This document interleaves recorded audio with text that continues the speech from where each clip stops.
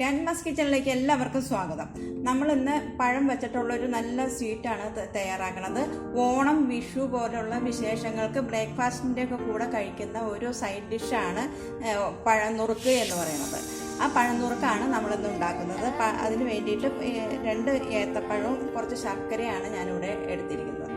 ഈ 2 സാധനങ്ങൾ മാത്രം ഇതിന് ആവശ്യമുള്ളൂ. പഴം എടുക്കുമ്പോൾ ശ്രദ്ധിക്കേണ്ട ഒരു കാര്യം എന്താണെന്ന് വെച്ച് കഴിഞ്ഞാൽ ഒത്തിരി പഴുത്തു പോയ പഴം എടുക്കരുത്. പഴം നന്നായിട്ട് പഴുപ്പ് കുറഞ്ഞ ഇതുപോലെ ഞെട്ടൊക്കെ ഇത്തിരി പച്ചച്ചിരിക്കണ തരം പഴം എടുക്കാനായിട്ട് ശ്രദ്ധിക്കണം.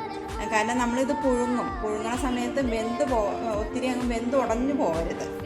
പഴത്തിൻ്റെ ചെറിയ കഷ്ണങ്ങളാക്കി നുറുക്കിയെടുക്കാം.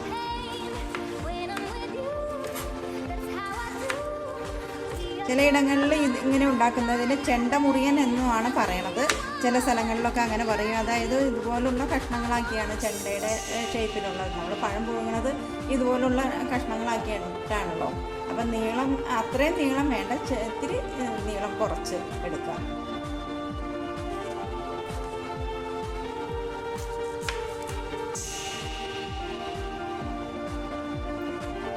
പഴം പുഴുങ്ങാൻ വെച്ചിട്ടുണ്ട്. പഴം വേവട്ടെ. ആ സമയം കൊണ്ട് നമുക്ക് ശർക്കര ഒന്ന് ഉരുക്കിയെടുക്കാം. 1 കപ്പ് ശർക്കരയാണ് എടുത്തിരിക്കുന്നത്. നമുക്ക് അരിയിച്ചെടുക്കാം. ഇതിലേക്ക് കുറച്ച് വെള്ളം ഒഴിച്ചു കൊടുക്കാം. 1 കപ്പ് ശർക്കരയ്ക്ക് ഞാനിവിടെ 1.5 കപ്പ് വെള്ളം എടുത്തിട്ടുണ്ട്. വെള്ളം ഇത്തിരി കൂടുതൽ വെച്ചിട്ട് വേണം ഉരുക്കിയെടുക്കാനായിട്ട്.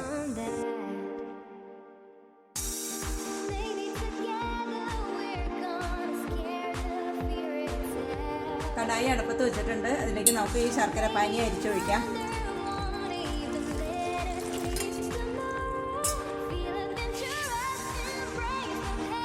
ഇനി ഈ ശർക്കര പാനിയിലേക്ക് നമുക്ക് ഈ കൊണ്ടുകളന്ന് വെച്ചേക്കണം പുഴുങ്ങിയ പഴം ഇട്ട് കൊടുക്കാം.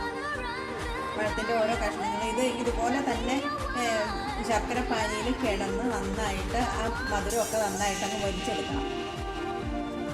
ശർക്കര പാനി നന്നായിട്ട് തിളച്ച് വന്നിട്ടുണ്ട്. ഇത് ഇനി നന്നായിട്ടൊന്ന് കുറുകി വരണം.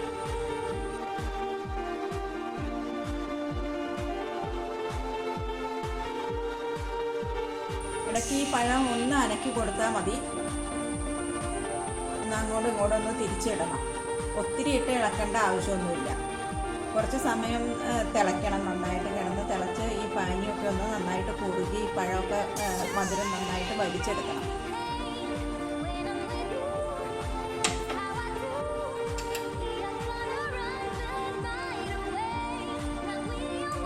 നമുക്ക് കുറച്ച് നെയ്യ് കൂടെ ഒഴിച്ചു കൊടുക്കാം.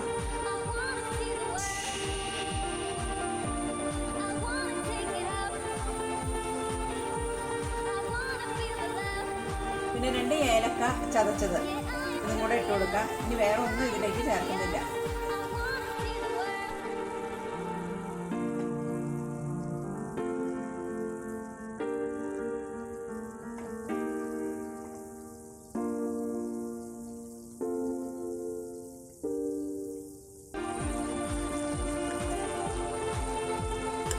നമ്മുടെ പഴനുറുക്ക് ഇവിടെ റെഡിയായി തുടങ്ങിയിട്ടുണ്ട്.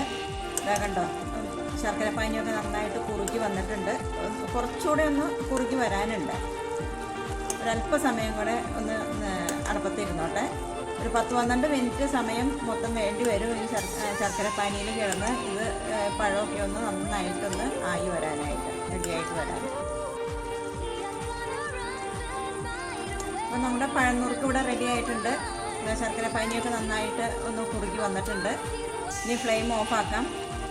ഒന്ന് നന്നായിട്ട് ചൂടാറിയതിന് ശേഷം ഇത് എല്ലാവർക്കും കഴിക്കാവുന്നതാണ്. നമ്മുടെ പഴനുറുക്ക് ഇവിടെ റെഡി ആയിട്ടുണ്ട്. എല്ലാവരും ഏത്തപ്പഴം വെച്ചിട്ട് ഇതുപോലെ ഒന്ന് ട്രൈ ചെയ്ത് നോക്കുക. നല്ല ടേസ്റ്റാണ്. മറ്റു വീഡിയോയുമായിട്ട് നമുക്ക് വീണ്ടും കാണാം.